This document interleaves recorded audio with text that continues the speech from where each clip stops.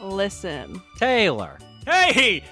It's episode 53 of Look, Listen with Geese Guyera, episode 10 of the Horizons anime about Pokemon and other things. Welcome, everybody. Taylor is back from his big adventures in the Middle East or wherever. Where, Taylor? Hello, Middle East. Yeah, Middle East. The Asian side. Although I did drive from Asia to Europe for a meeting in Istanbul during rush hour, and that is an experience. That's so sick. Geese, how's it going today? I bet you're thrilled in your Grimace hat and Nugget shirt. I think I broke Aaron's computer.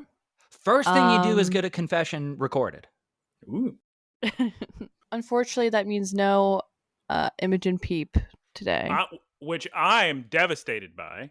CLAMBOS, it's like I said, it's a podcast about Pokemon and other things. Let's combine the concepts of Pokemon and other things, and let me tell you about the Pokemon Go ++. Ooh, is it a new subscription service? No, it's my... For our audio listeners, he just dropped it. No, it's sturdy. I'm gonna hypnotize you. Oh, that's a fun little lanyard. It's the sequel to the Pokemon Go... Pardon me, the sequel to the Pokemon... Okay, they have a lot of goofy names. There is a Pokemon Go Plus, but what I've had in addition to that was the Pokeball Plus. And this is the Pokemon Go Plus. Are you going to use them at the same time? I could. I have two phones, so it is a possibility. It may happen in the future. Like I told Geese, it's not without its flaws. Is it sick in the fact that you can spin Pokestops and catch Pokemon with it just sitting in your pocket? You don't even have to press the button? Yes. But is it also bright enough to blind not only a cat, but a raccoon, but me? Yes, as well. That's good, though, because if you get attacked by something. Yeah, you scare it with the light. That's a good point.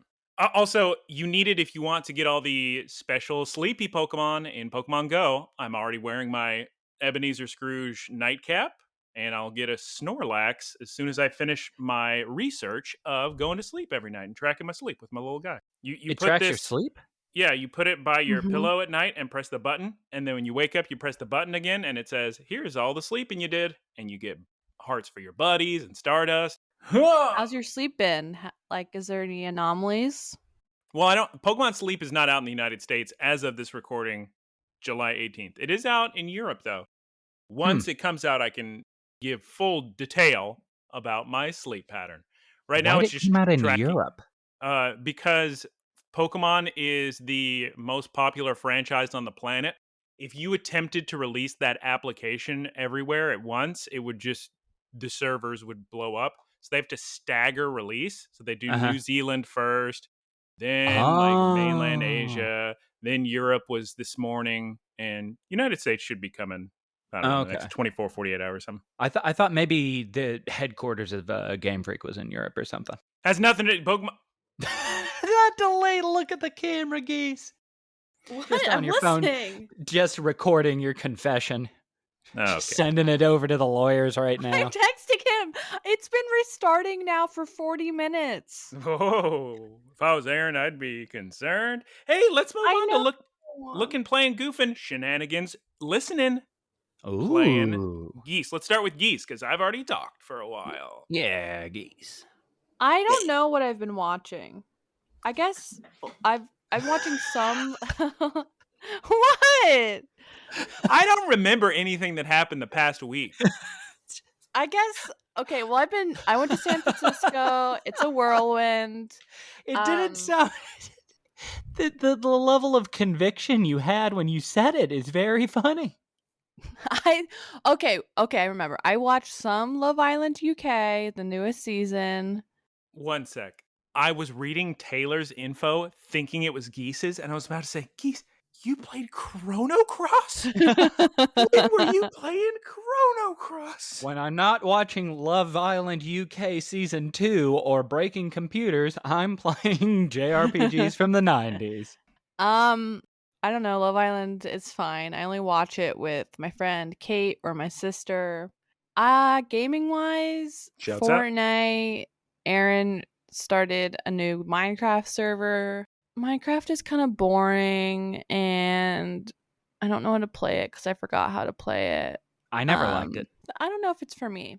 The only thing I like is collecting animals. Yeah, not a lot of gaming and watching. I'm sorry to CLAMBOS. I don't have a lot of time for gaming or watching because I've been on airplanes for almost the entire week.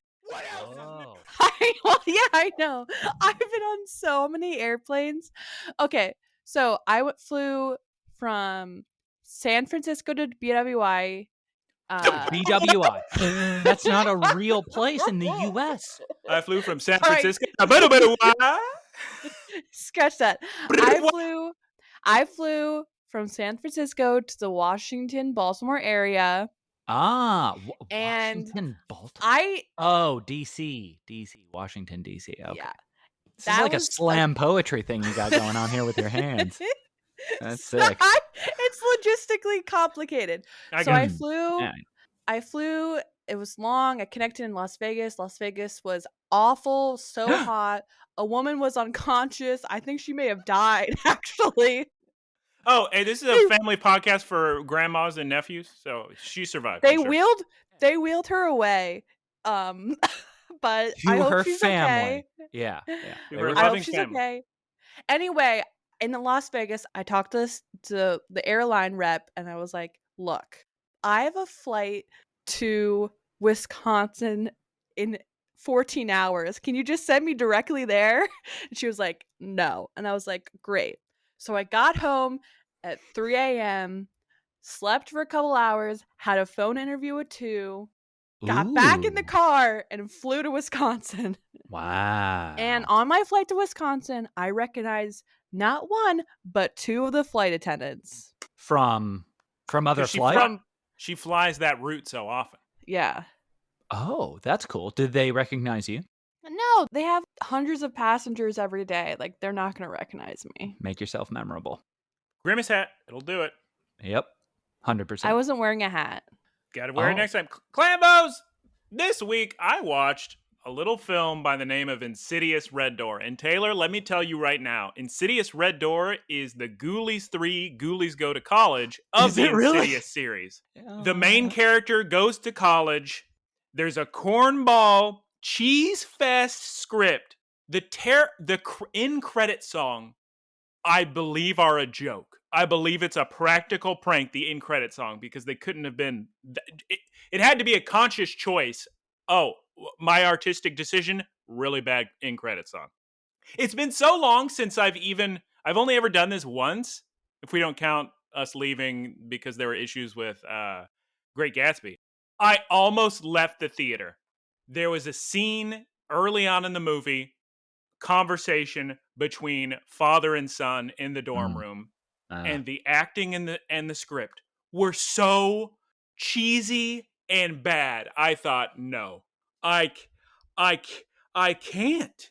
But then I thought in the back of my head, I've watched so many Puppet Master 7s. This time we tell you what happens in all the Puppet Masters that I can handle Insidious Goes to College. So I watched the whole thing. I feel like I've mentioned this multiple times, everybody, but a lot of the time when I see that the executive producers of a movie or the director of a movie, it's just the main star of the movie, I think, oh. Was it Patrick Wilson? Yeah, he directed it. Oh my God. Don't let that boy near the directing chair is all I gotta say. I don't know why. I think it's because I watched Angels in America and Patrick Wilson was in that and he was pretty good in that. I just thought, oh, Patrick Wilson is a great actor who makes great decisions. And the more I go on, I realize he's a good actor, maybe not the best decisions. Well, he's been typecast now as just the lead of a horror series. Yeah. Cast him and you'll make money. Yep. Also, I discovered last night that Japan loves Columbo. And like I told Geese, Japan loves Kate Bush. Japan loves Twin Peaks. What have we learned? Japan has great taste. So what did I do last night? I'll give you 3 guesses. Book a ticket to Japan? No, I watched episode 1 of Columbo. Episode 1, season 1. I saw the year in CLAMBOS. I gotta admit, I saw the year it was released and went, oh. because it I was a thought little it was a too. movie. No, it's a well, huge series. Geese, you are kind of correct in that the length of these, they were called TV movies. I think they had regular episodes and then they had TV specials, which were movies, made for TV movies. A lot of them are considered. Maybe they even put one in a theater. I don't know. But the thing is, I see the year and immediately I'm a little bit, oh, this is a little early for me to be.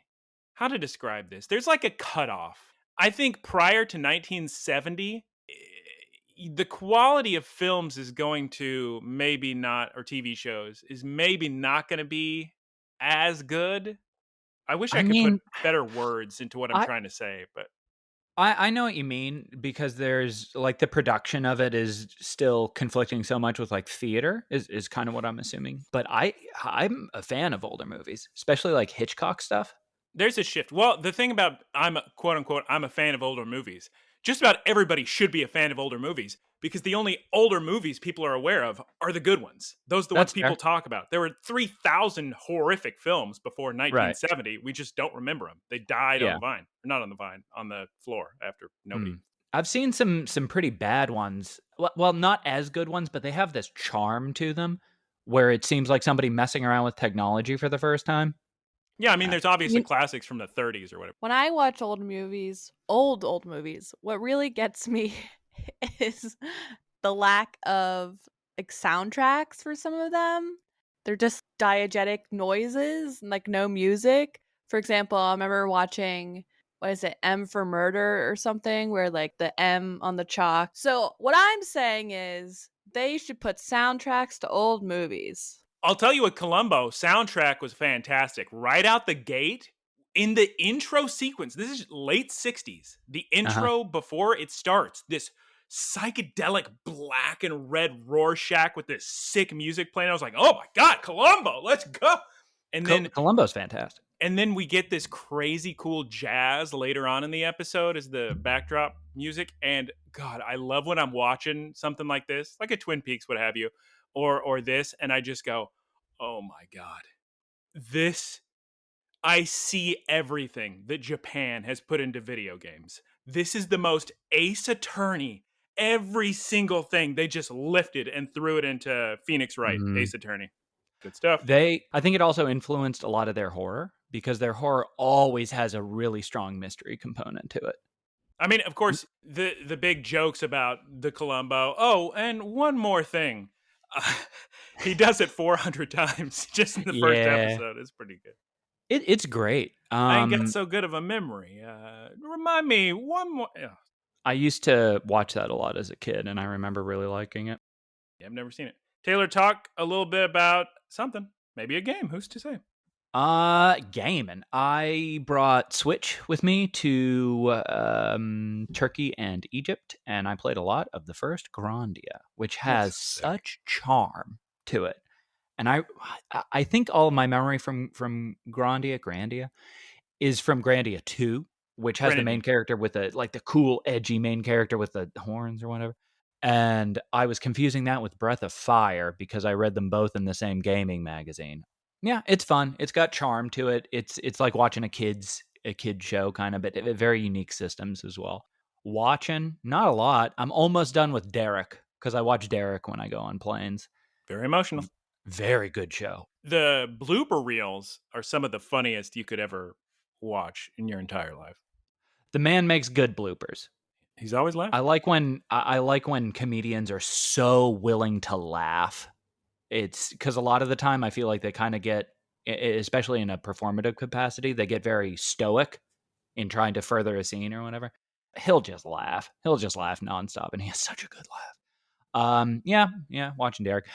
But mainly just busy driving so much and flying so much.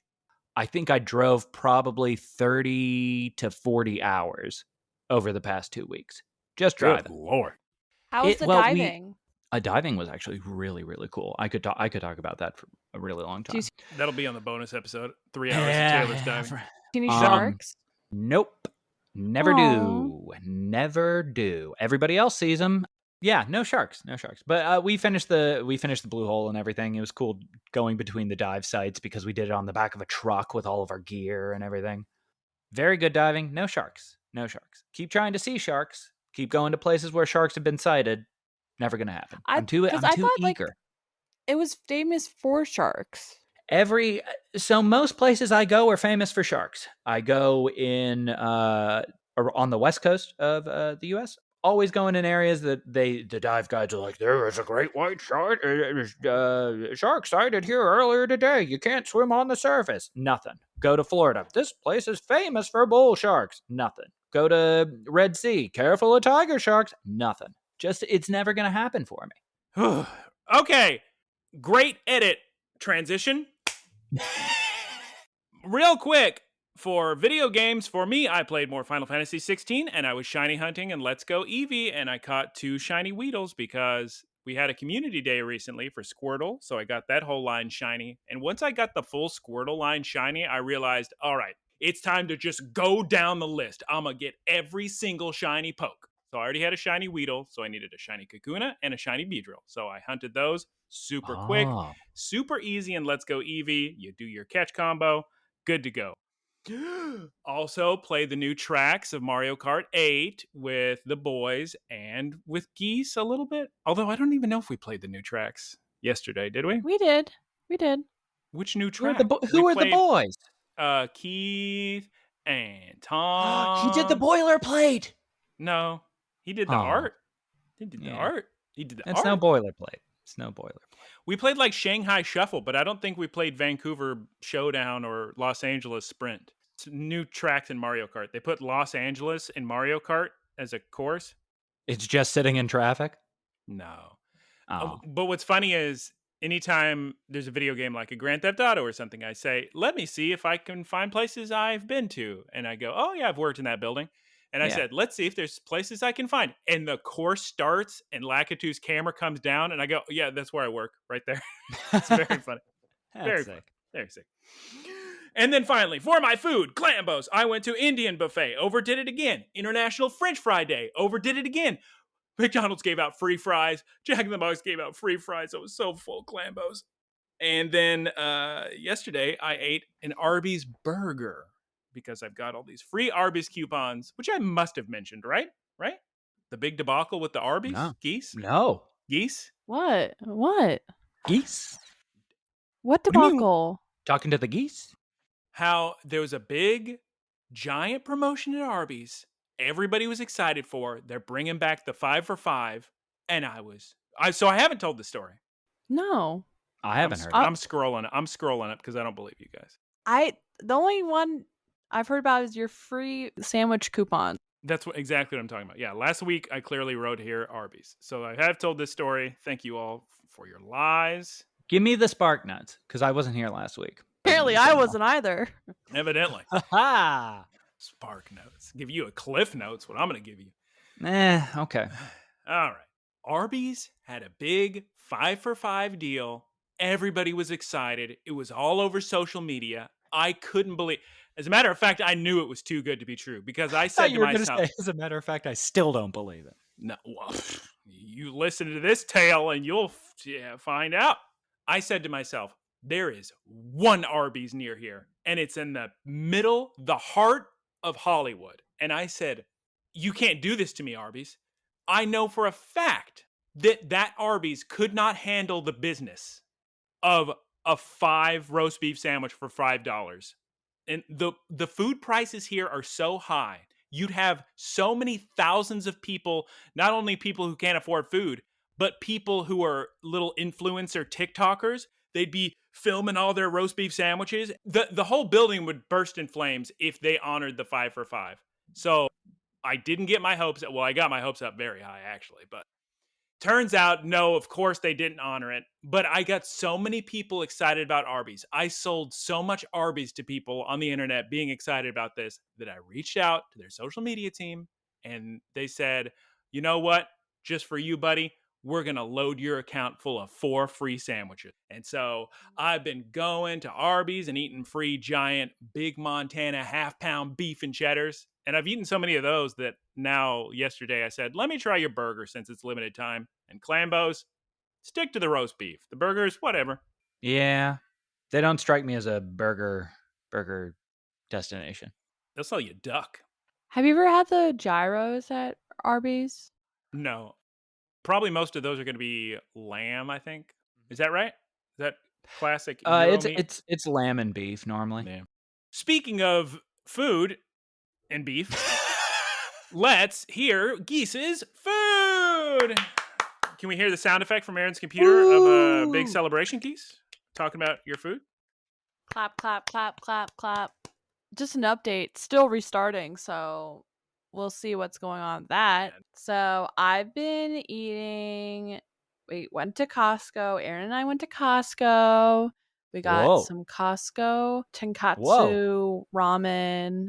It's really good. It's not Costco brand. It's 6 packs of, the bowls you microwave. It's actually really good. Okay. And then we got Treat Stream Taco Bell the other night, and I was so excited to try the lava sauce, but they forgot to give it to us. So I just had a stupid chicken quesadilla and a stupid beefy melt burrito or whatever without lava sauce. And they forgot our Diablo sauce. And they forgot the Diablo sauce too. And then just in more disappointing food things, the day before, Aaron wanted a sandwich and he was like, oh, let's go to Jimmy John's. And I was like, can we go to Jersey Mike's instead? Because I feel like Jersey Mike's is better than Jimmy John's. And he was like, agreed. Oh, the Jimmy John's is closer. And I was like, okay. And then I got a tuna sub from there, and it was so bad and awful. You gotta get the bootlegger. That's the tasty Jimmy John's sub. What's that? What's in that? It's turkey and roast beef and delicious cheese and that lettuce and those peppers and the extra oil and vinegar. Oh my God. Jimmy John's is not a place I could ever walk into and order food because they would hate me. I have to order it online because it's just extra everything. So I'd feel like a real you just got to lean into it. What's the friendly word? A real you gotta just say load me up. A real socket wrench. What? Yeah, that's the term. When you're being a socket wrench. The word tool sounds a bit offensive for nephews and grandmas. Really? No. What? Oh. I went to Jimmy John's, got a giant sub there, some Italian thing, and I realized I could make this for about 1/10 of the price. So I started doing that. It's great. Nice. So sick. Recommend it to everybody. Oh, but the real food star tonight is Aaron is going to make beef bowls. Is he really? I mean, is he after the computer thing? Oh, that's a good point. Actually, that's a good point. Oh, no. Guys, I'm really worried. It's been restarting now for almost an hour. I say unplug it, but here, talk about how you didn't eat anything in San Francisco. That's a good story. Oh, yeah. Let me tell you what I didn't do. I went to San Francisco to visit my friend, and I was so excited to have a Mission-style burrito. But oh my God, those are so good. I bet they are. When did you eat a good one? Because when we were in San Francisco together, I didn't think they were great. I went with, it was for some water polo tournament. Oh, okay. All right. Continue. But I went hunting at like 1 a.m, and all the San Francisco water polo team were like, "Oh, here's where you gotta go." And I was like, "Yeah, that's where I gotta go." And it was they knew where to go. Good. So good. Well, I couldn't taste it because my stomach decided that it was like, no, you don't get to have any joy or good times. So I basically ate like a sick dog, and my friend just made me rice and chicken. So that's what I ate for like 3 days.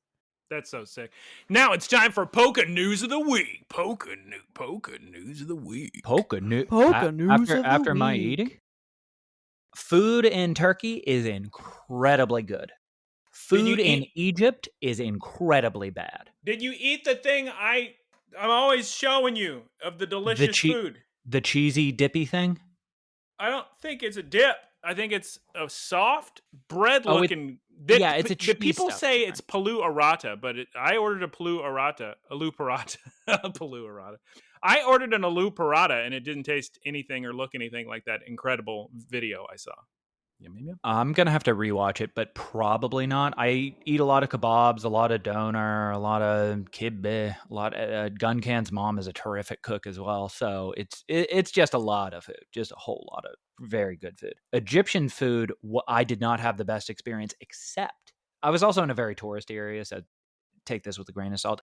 There was one place I found in a neighborhood where nobody spoke English, which was good because everywhere else I went, everybody spoke English because they cater to a lot of tourists. So this guy was just so happy to see us and made us the weirdest falafel I've ever had in my life.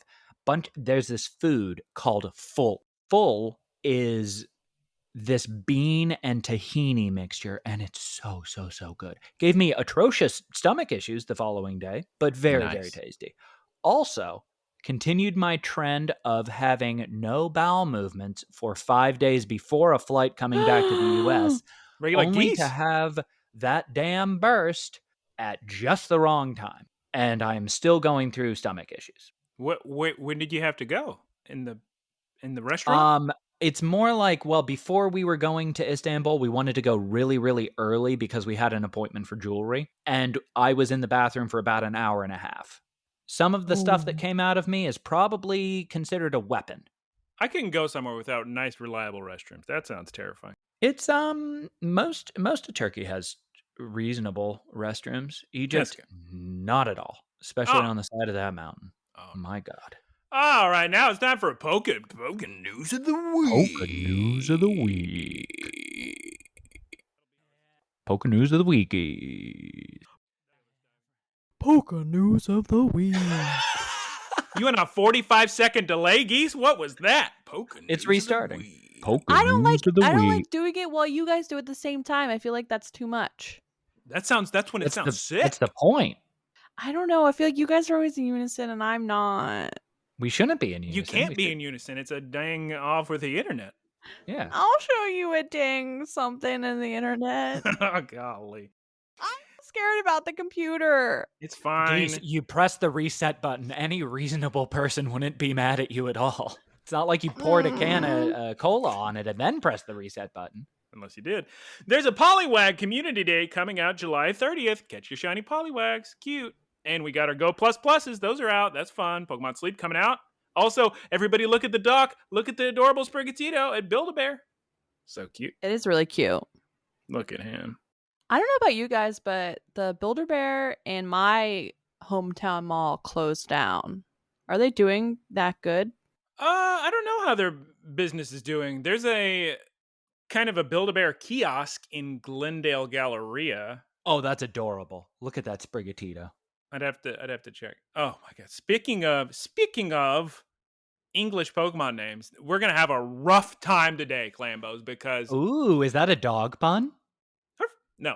So I know the English names of Pokemon because I play Pokemon. These two chuckleheads are not going to know the English names of the Pokemon because they just watched the Japanese and it says the Japanese names. And once we get to Pomo, oh my God, because Pomo's come up before. We'll deal with it when we get to it. Clambos, let's. I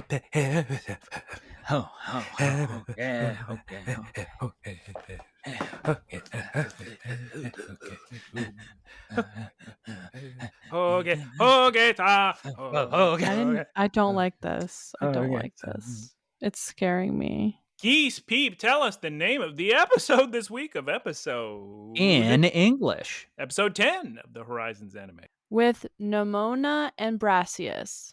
Or in Japanese, Nemo to Corusa to. Clambos, we've arrived at Artizone. That's right, the city from Scarlet and Violet. As these kids know it as Bowl Town. Are they making their way through chronologically in the order the games were released? In the order the games were released? Yeah. How else are they going to do it? Travel in time? No, I mean like region. Are they going like, oh, this is where Red and Blue were. This is where, the rest of them. The anime we are currently watching is the Scarlet and Violet anime set in Paldea. Oh, I thought they went to like Unova at some point. The last season was Goofballs, where he traveled all around for okay, but I see. prior to prior to that season of Sword and Shield, they always just stuck to the region that was whatever the video game of the time is the region they were in. Okay. Geese, we see some cute Snooze and Skip Plume and some Bound Sweet and a Smoliv spelled cutely, as the kids would enjoy. Smoliv, like small. Like look at the small friend. Yeah, Smoliv. And Geese, they're all grass types in this city. Oh my goodness gracious. Fuecoco. It's the town of flowers and art. What a wonderful place to be. Geese, Fuecoco adores these Sunflora just a dancing, having the time of their lives. Everybody's checking out the sculptures made by Brassisus, the artist / gym leader / whip wielder. Family podcast. We cut to a dramatic art studio reveal of a shiny Rayquaza. Oh my god. Roy's asking everybody about the little Rayquaza drawing in Artizone. Everybody says, kid, I got no idea what you're talking about. Oh my god, Clambos! We run into Nemona. You know Nemona. She's from Pokemon Scarlet and Violet. She's one of your rivals. She's a champion. She loves to battle. She's a champion. She does. Here's something interesting, Clambo. She does a reference to the older video games, which you never would see in the anime before. She said, if a trainer locks eyes, that means they got a battle. And here's the interesting thing, Clambos. That was the case, but in Scarlet and Violet, it's not the case. That no longer happens. If you don't want to battle a trainer, you don't have to. So, how do battles initiate? You walk up to them and press the A button. Interesting. And say, I'd like to battle, please. Huh. That was half the fun, was like navigating around people's eyesight. So the kids decide to ask Nemona about Brassius because, as we all know, Liko's father, Taylor, first off, time out! Okay. Pause! Tangent! You watched episode 9, correct? The one before this? Yes. Yes, I did. How did you feel on the episode after you asked, does coffee exist in the Pokemon world, to watch episode 9, where it's about nothing but coffee, roasting coffee beans, buying coffee, and preparing coffee and drinking coffee? I mean, it was pretty exciting. Also, I liked that Liko is rich, because that makes so much more sense for her going to a school for training Pokemon that they don't just wander in and find their Pokemon. It's like selected for them. You girls okay? I was struggling on that one. I think I may have had a stroke.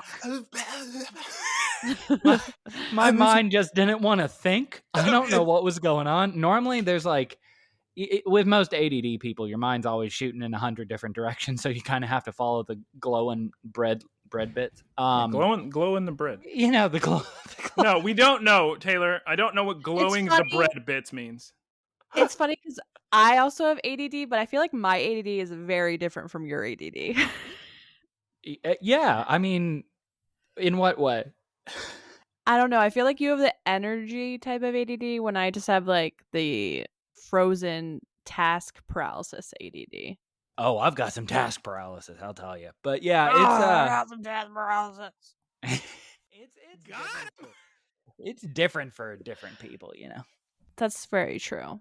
All right, Clambos, now we go to Brassius' house. We're going to knock on the door because Nemona says, you know what? I got to talk to Brassius too, because he's supposed to be over at the gym, and we got all these kids wanting to battle, get some gym badges, but he's too depressed in his atelier. Every episode that they're not going on a gigantic adventure, I just think about Geese wanting the plot to speed up, and every single time they're really trickling it. This episode was really odd. First, I'd like to say that the editing was kind of jarring, especially in the beginning of the episode. They just kept cutting like hard cuts to different scenes. And I'm really confused about where Uncle Frito is. Why didn't he join them? Isn't he curious about this dragon as well? Their children? This show plays out like a video game, the way it's paced. Oh, yeah. Well, this show, more than any other season, This nonstop video game, you gained experience points. If we lock eyes, we got a battle. I appreciate the video game references myself. Clambos, we get a little scene where Nemona's going on about gym leaders and being a champion. Well, actually, I don't think she reveals that she's a champion yet. But Liko, in the midst of the conversation, realizes who she's talking about, or who she's talking to. Clambos, this is the famous Nemona of champion rank Nemona. I mean, Liko's pretty much just a famous person magnet. Geese. She's sharing a ship with the YouTuber. Geese. A Twitch streamer, even. Yeah. How does Liko feel once she realizes who she's talking to? She's starstruck. She's nervous. That's how fans are when they see me and when they come up to me in public. Yeah. And you should have flight seen her in attendants. Japan. She couldn't go walk 3 feet without people asking for Yeah. autographs and pictures. It's That's a pretty hard life I live, but someone's gonna live it. I forgot to mention earlier, Nemona was having a battle with somebody, and she won with her Palmo. It defeated a Skiploom. Oh, Hate the way that Pokemon looks. who? Palmo? Yeah, it looks so odd. It's trying its best. His proportions are all whack. Jeez. I don't like the way it looks. It probably doesn't like the way it looks either. Oh. Also, there was a Jigglypuff there. Yeah.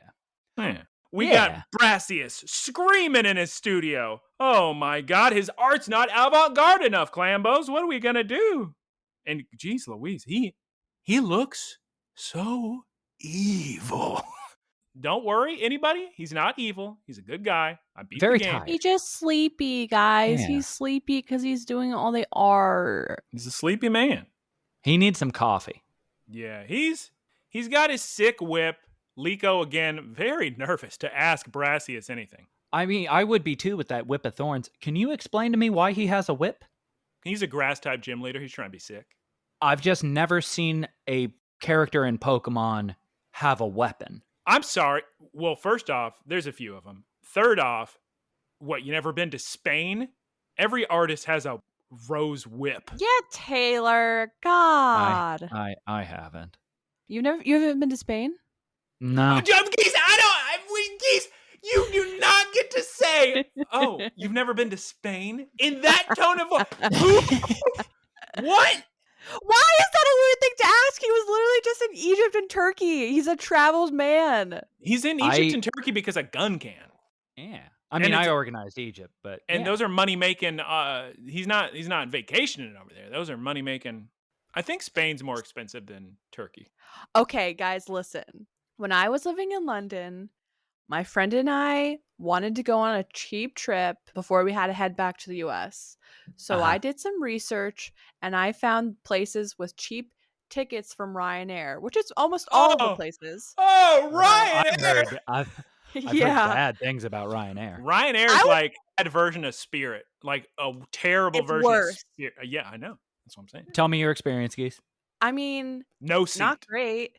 Well, the good thing is like they're short flights anyway, but I don't think I could do it again, to be honest. No, God. But anyway, so I found a deal from London to the Canary Islands, and That's then I did sick. some research, and there's an all-inclusive hotel for like, I don't know, 7 days for about less than $200 a person.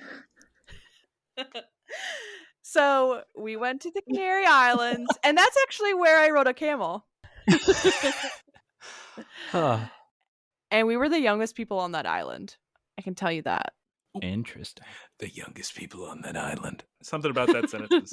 Highly recommend. I think they filmed some of Fast and Furious there. Probably. Because I remember when I went, there was a bunch of cardboard cutouts of Vin Diesel in the airport. So Brassius is excited to hear Alex's name, Liko's father, because he's very... No, my God. What do you mean, wait? Speaking of cardboard cutouts, one of my favorite parts about Turkey is that they don't have traffic police.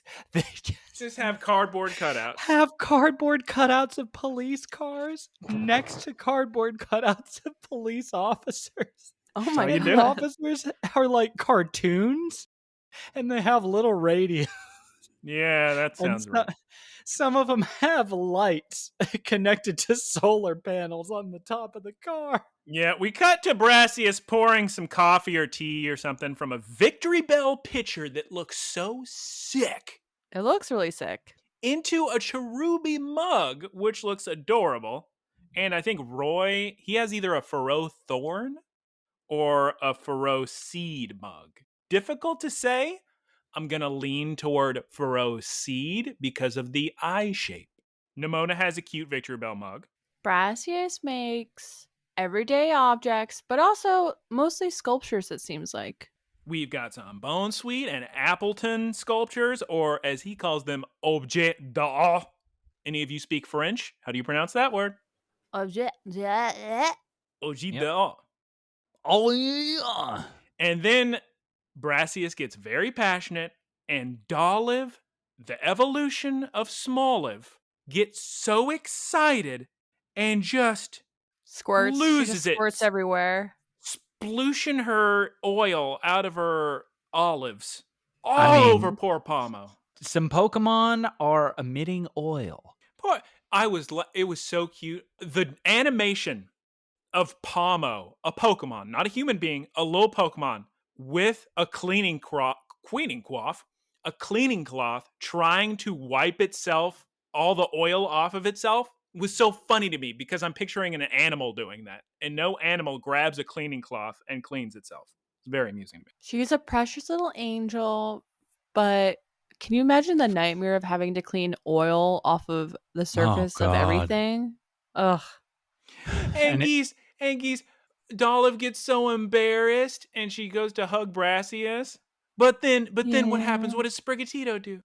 Sprigatito cheers her up by doing sweet scent, and she loves it. She gets so excited, she switches from her surprised oil to her happy oil and sprays that all over Pomo. And now Roy realizes we've been spraying each other with oil for so long, I haven't even asked the important question we traveled all the way here to Artizone to ask you, Mr. Brassius-san.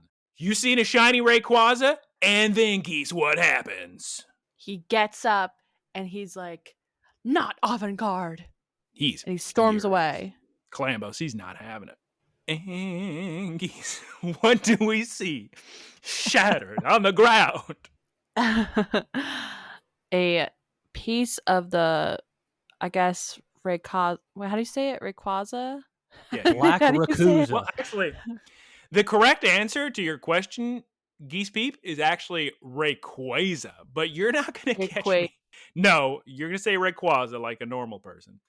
We've been saying Rayquaza since 2003. Yeah. Or when did Ruby Sapphire come out? Well, you could say Rayquaza, or Rayquaza, but saying Rayquaza is just, it feels wrong, you know? 2002. Also, I don't know how part of the sculpture got upstairs behind a couch. Me either. Throwing it all up. He was. That's like, I mean, you couldn't even get a rubber ball to go all the way up the stairs into the other room. He was on a rampage. And we see him crying, and the kids are asking, Doshio, what do we do? Liko spots another piece of it, and then we just get into this big, giant conversation about slumps. We're talking about Alex's slump. We're talking about how we got to unslump Brassius. And of course, they're referring to an artist's, like a writer's block. But for artists. Dry spell. Yeah, a slump.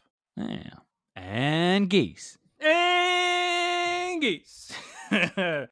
But so we see Brassius, and this is a man after my own heart. He says to himself, man, I sure am upset. I need to take a walk. So smart, so clever. Yeah. It's perfect for you. Everybody CLAMBOS, everybody listen, you need to take a walk if you're not feeling great. Get a little bit of fresh air, get a little bit of going on in your body. You get some blood flowing, clear your head. Geese. Yeah. The kids decide, I've got the perfect idea. There's not a better plan on this planet than to just collect every single Sunflora in this city. That's going to cheer him up for sure. Which, CLAMBOS, I'm sure you're aware, I appreciate because we're now incorporating the plot from the video game into the anime. Now, I'm guessing that this anime is supposed to take place before the video game, but in the video game, to battle Brassius, you have to collect all the Sunflora in the town. So there you go. Very interesting. That's very sick. Are Liko and Roy in the video game by any chance? No. Or Uncle Frida? Or the blazing salami? No. Oh. That'd be sick. Brassius and Nemona are, though. Yeah. Okay, we are all collecting Sunflora. It's very cute. There's a weird scene where Sprigatito looks about 20 times bigger than she normally does. And then we get a budget cut just straight to, oh, look, we found all the Sunflora because do you recall what Liko's brilliant idea was to catch all the Sunflora? Sprigatito really likes sunshine. Sprigatito is going to be like the divining rod. Yeah, so they just cut to, oh, Sprigatito, find us a sunny place because she was getting sleepy. So Sprigatito needs to get energy from the sun, so she's perfect at...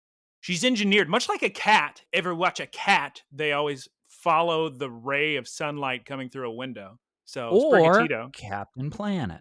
He's a hero. We see Sprigatito. She just goes to where there's sunlight, and then immediately all the Sunflora show up. But Geese, it seems like the Sunfloras didn't work because Brassius isn't happy yet. So what does Dolive do? Doliv's the olive Pokemon, right? The middle evolution. So it goes okay, Smoliv, Dolive, Arboliva. Okay, yeah. So she squirts towards Brassius to make the kids aware that he's watching. Dolive sprays Brassius in the face to make him happy. Still doesn't work. Cut to, we're back I did not read it as that. I thought that he sprayed Brassius in the face to just like show the kids that Brassius was actually there. Because they have been talking about him. Protective anger thing. It got like a real cute little furrowed brow, and it was like, what are you doing? In any case, we cut back to the studio, and Brassius is gonna finally show him the shiny Rayquaza sculpture. What's been tormenting him? The sculpture is of course called Sunflora in the Black Dragon's gaze.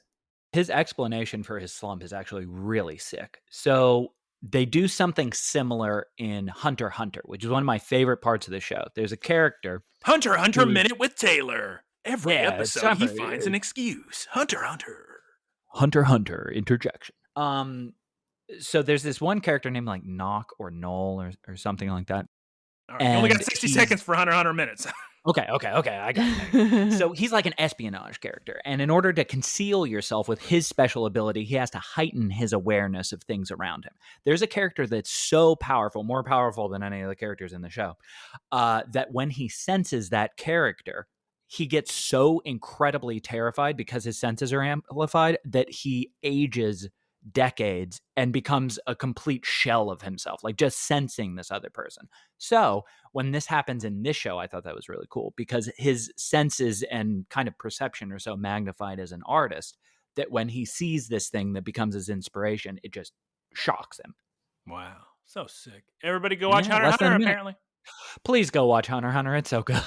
Brassius is going on about how he got inspiration from Alex, Liko's dad, and how he saw the real shiny Rayquaza in Arboliva's forest.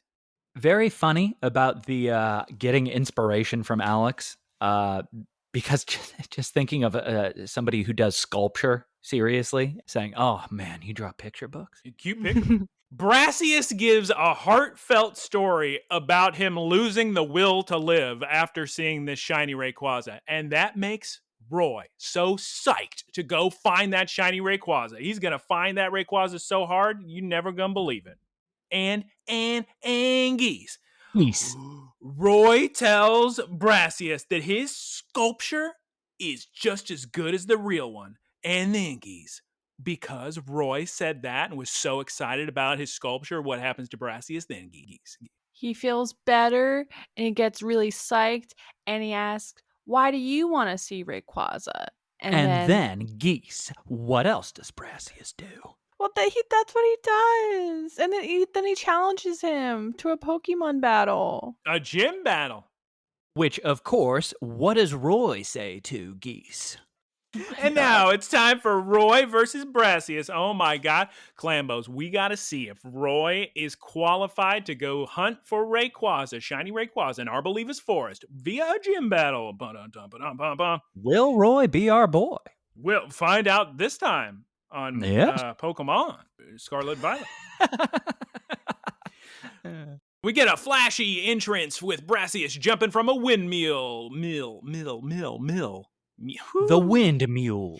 I want you. Hey, you listening here? You try to say mill without saying meal. It's impossible. It's very difficult. Mill. I dare you to try to say Mill. mill. I can say it no problem. Wind mule. I can't do it. Windmill. Go Pseudo-Woodo. Fuecoco, use Ember. You fool, Geese. This is very funny because we had this exact conversation with Geese. Don't you remember Geese? I made a note. He made the same mistake I did. I love his just brazen overconfidence too. When it doesn't sound like it. Everything that Roy does sounds like a little. Just hey, everybody settle down. Everybody settle down. 1 second, because we had a conversation, but we were just going off of referencing something we didn't actually say into the microphone. It's pretty exciting. Pseudo-Woodo looks like a grass type. He's actually a rock type. He's just a rock tree, but he's got the little grass. He's supposed to look like a tree, and that's his deal. So Taylor, continue.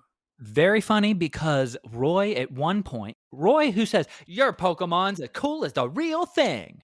He says little kid stuff all the time, right? It was just very funny that Roy said, it's obviously a grass type, so spoilers. I'm going to use fire. And it doesn't quite work on old Pseudo-Woodo.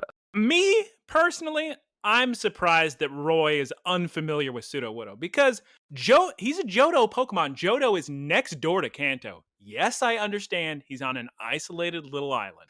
But come on.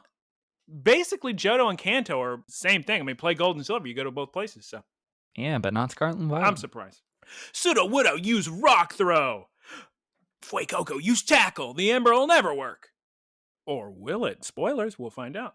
Substitute Pseudo-Woodo, and this substitute does not work like how it works in the game because poor Fuecoco is hurting his little head over and over again, hitting these rocks instead of the real Pseudo-Woodo. I think that, well, one, it's very sick that Pseudo-Woodo makes identical copies to itself because that's what its trainer does, and that's normally it's just like, oh, Brock uses Onyx because it's this. Oh. This has like a functional relationship. I can't see Geese, but I'm tapping my finger to head. That's using your noggin. Yeah. Metaphor. Also very sick. Fuecoco, I'm going to say my favorite animated Pokemon. It's just so expressive. And Pokemon just aren't that expressive. Geese, what move does Pseudo-Woodo use next? And it's a real good move because we took a lot of screenshots of it for good faces. Taunt. Fuecoco gets really frustrated and keeps hitting all of the fake... What are these called again? Pseudo-Woodo. Pseudo-Woodos. Pseudo-Woodos. And he starts getting real heated. And Brassius is like, pay attention to your own Pokemon. This is exactly what I assume Brassius is number 1 in the Pokemon trainer list during the game. Like he's the first one that you fight. Well, here's the thing. Scarlet and Violet. First ever completely open world. There is no order. Wow. There is no order, but yeah, he's very early on. He's exactly what a gym leader should be. He is capable of defeating somebody that he knows isn't ready to progress, and he is being a teacher, and that's really sick. Like, let me teach you this. He did a great job. And then we find out, just like Geese mentioned, Fuecoco's getting so angies, because he's hungies, that he's stomping on the ground and he learns the ground type move, Stomping Tantrum. But Clambos, somebody hand me a pair of glasses because I need to go, actually. Fuecoco in the games does not learn Stomping Tantrum via level up. He learns it He embodies it. No, he learns it via TM. And unless Roy gave him a TM off screen, this is not game canon for him to be learning Stomping Tantrum. Maybe he snuck it to him. But the good news, Clambos, is that Stomping Tantrum, a ground type move, super effective against a rock type, like such as Sudowoodo. I Pseudo-Wudo. still don't understand that weakness relationship. I picture tiny pebbles falling into the ground after an earthquake or a fissure. That's what I picture. Also like that this perpetuates the idea that is kind of promoted in most anime, that anger gives you strength. Now that Fuecoco's using a ground type move, it is time, Clambos, for what we've all been waiting for. Brassius is going to terrestrialize his Sudowoodo. Well, that's actually the Generation 8 song for... Show of hands, who know what terrasticize meant? Gigantic. I did. Before this. He's new. I also did too. I was raising my hand the whole time. That's true. He was. I saw it. Yep. He's covered in terrestrializing crystals, which we assume is also going to have something to do with Terrapagos. Oh my god. He's now a grass-type Pokemon because he terrestrializes into grass-type, and Nemona explains all this. So that means, now that he's a grass-type, what does that mean when we're deciding what moves to use, Taylor? That means that Roy can go back to Old Faithful Ember. And he's just about to, too, but oh my god, Sudowoodo uses Trailblaze, and he's so fast. Fuecoco gets knocked out? What does Trailblaze do? Is that it's a grass type move. Is it a punch or is it a speedy punch, like an agility or something? I've never used the move Trailblaze, so let me look up, of course, on the internet. It's a grass type move introduced in this generation. Ooh. The animation looks like it kind of just throws some grass. Let me see. Trailblaze inflicts damage and raises the user's speed. Ah, very sick. And here's the description. Here's what Taylor's looking for. This is exactly what he's looking for. The user attacks suddenly, as if leaping out from tall grass. The user's nimble footwork boosts its speed stat. I like it. Wow, this is a great Wikipedia article. Or Bulbapedia. That's pretty sick. Oh my god, turns out in the anime, Sudowoodo uses this move in episode 10 of Horizons. And Sudowoodo moves rapidly towards the opponent in a zigzag motion. It then hits the opponent with the orbs on one of its hands. How about that? Whoa, that's pretty sick. That's crazy. We should watch that next. We should. Fuecoco's knocked out. Roy lost the battle. Clambos, I'm going to be honest with you, did not see this coming. Had no idea he was going to lose the gym battle. I did not. I'm proud of him, if anything. I really like that because it really didn't make sense for him to win a gym battle at this point. Yeah, he just learned Ember. But it's the first gym. I mean, you play Pokemon. You beat the It's first an open gym. world game.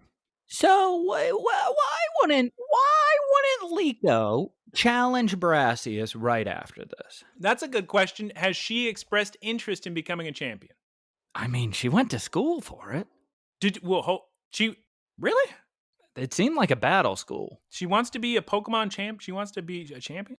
I think her father wants her to be a Pokemon I know champion. she wants to know the secret hidden treasure of her locket. I know that's what her goal is. She just wants to be a good Pokemon trainer. Like, I don't think she wants to be champion. Well, anyway. But she idolizes that champion. Yeah, well, who doesn't? Such a good opportunity. Nemona explains about Terra types to everybody, talks about how, oh man, you can make a Pokemon a different type, or also if your Terra type is the same type, that means you're just more powerful in that same type. Very sick. And because Brassius is, I guess, impressed with Roy's dedication, passion, gusto, he decides to reveal another secret. It's a sculpture, which it's hard for me to tell, but apparently it's a sculpture of the forest Arboliva. Arboliva, like I said, is the final evolution of Dolive. The baby is Smoliv. Okay. It's the forest olive. Arboliva.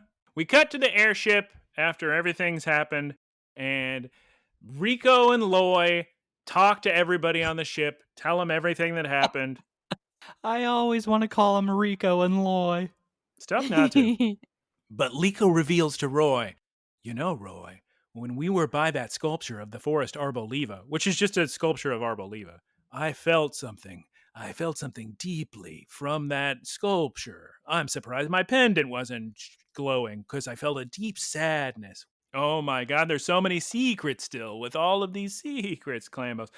And we get a very spooky cut to the Arboliva Forest, you can only imagine, with very spooky music, and a mysterious large Pokemon is walking through as we get the end credits, or the end where it says to be continued.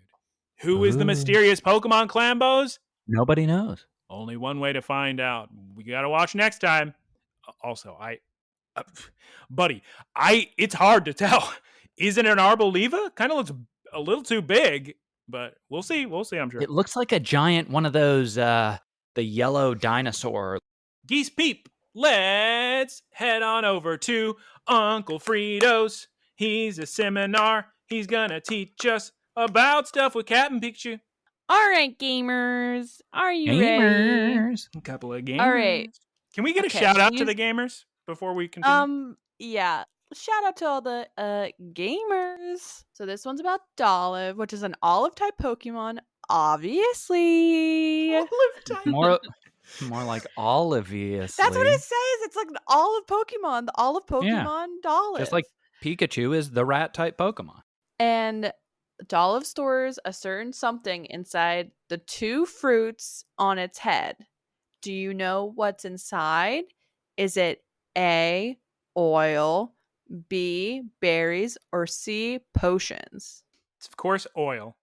The oil is fresh and tasty, and sharing that oil is what let it live alongside people and other Pokemon for a long time. And we see a cute picture of Captain Pikachu eating some oil off of a leaf.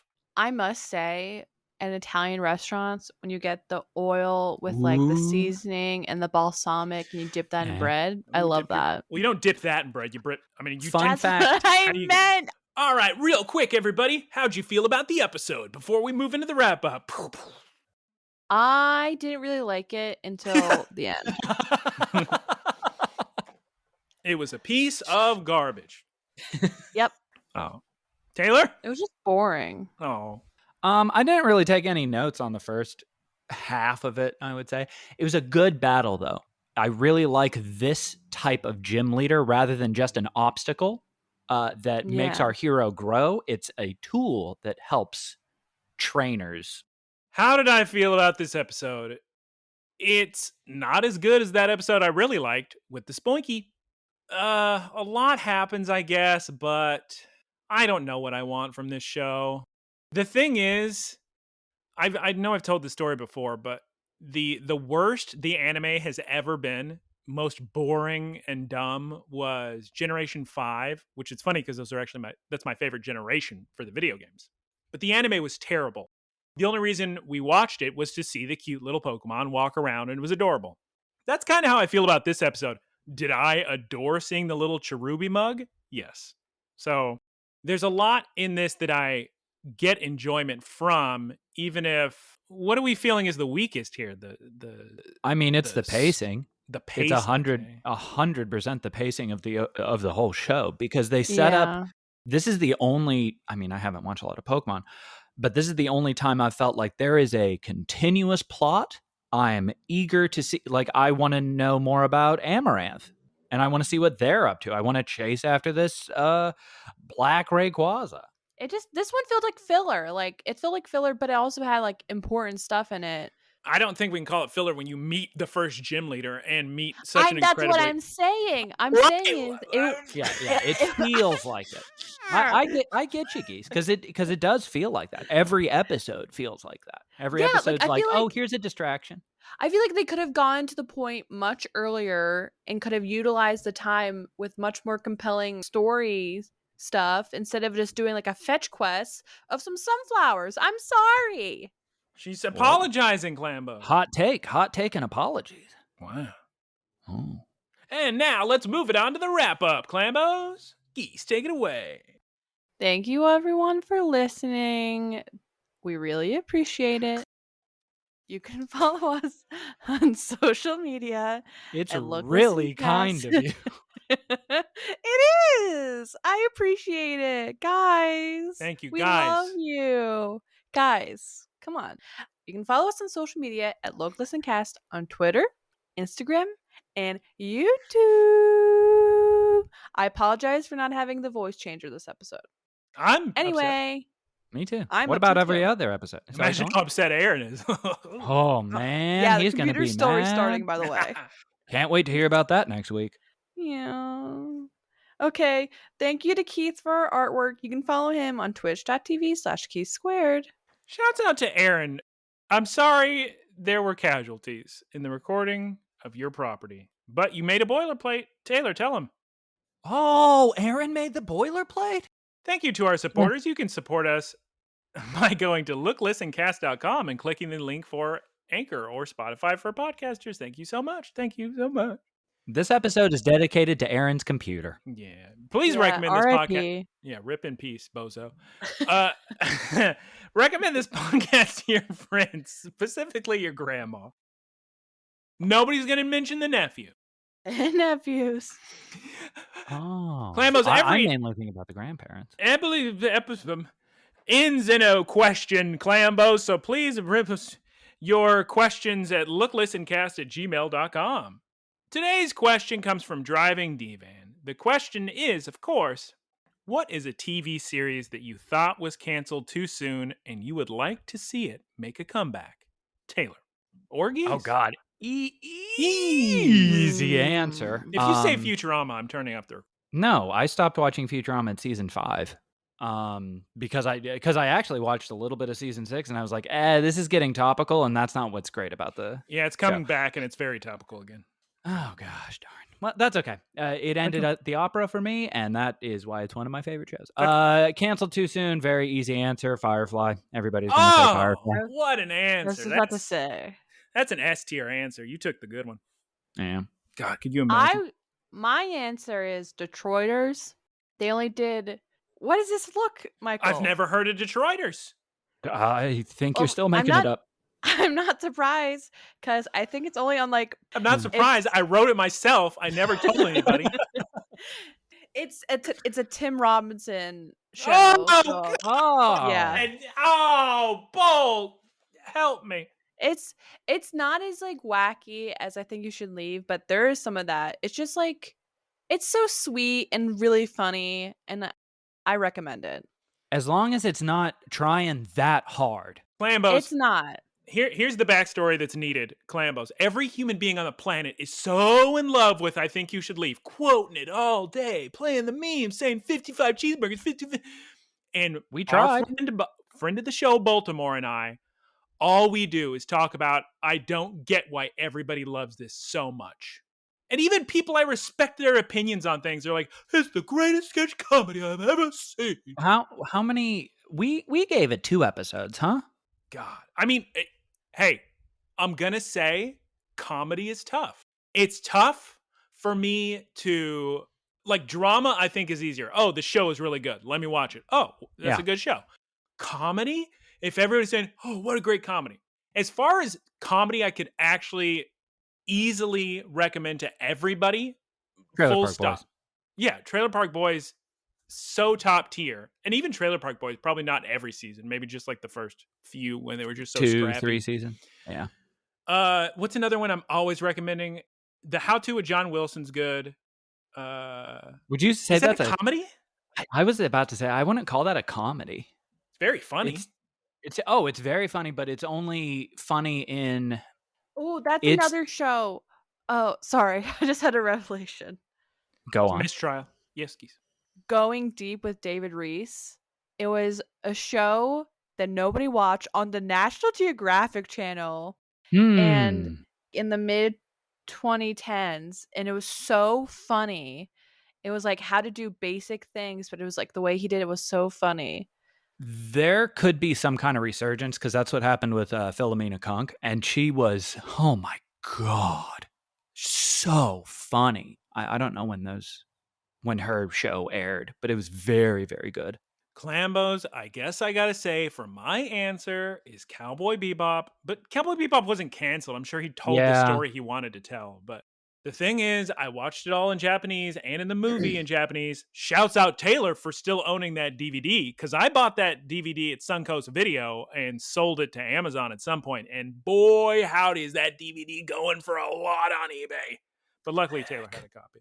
It's the only way to watch it in Japanese. I mean, I guess you could illegally get it somehow, but I'm not going to do that. I just want more Cowboy Bebop. Sorry. Yeah, but that's good. I like that Japanese shows are very dedicated to telling their story and being done with it and not milking it. Yeah, I guess. That's really good. I guess. All right, Clambos, thank you so much for listening. Giri Haji. That's another one. Wait, is that canceled? They're not going to make another season? I mean, it's been a minute. It has been very many minutes, but it doesn't seem like a one season kind of thing. No. It seems the problem is, first of all, everybody go watch Giri Haji. It's fantastic. It is GIRI/HAJI. Yeah, good luck finding that slash on your remote. Okay. And it has just this. I could see it being unfinished as much as I could see it being finished, because there were like one or two plot lines that felt really, really unresolved, where I thought, oh, surely there's going to be more. But the main plot wrapped up really nicely. Yeah, it was a good show. Taylor recommended it forever. Took me a while to watch it, but I did, and I enjoyed it a lot. All right, Clambos, thank you so much for joining us, and we'll be back next week, you would imagine. Hopefully we enjoy the episode more. Goodbye! Taylor, say it once. Goodbye. Maybe Geese says bye-bye. But if bye-bye. she said the third. Goodbye.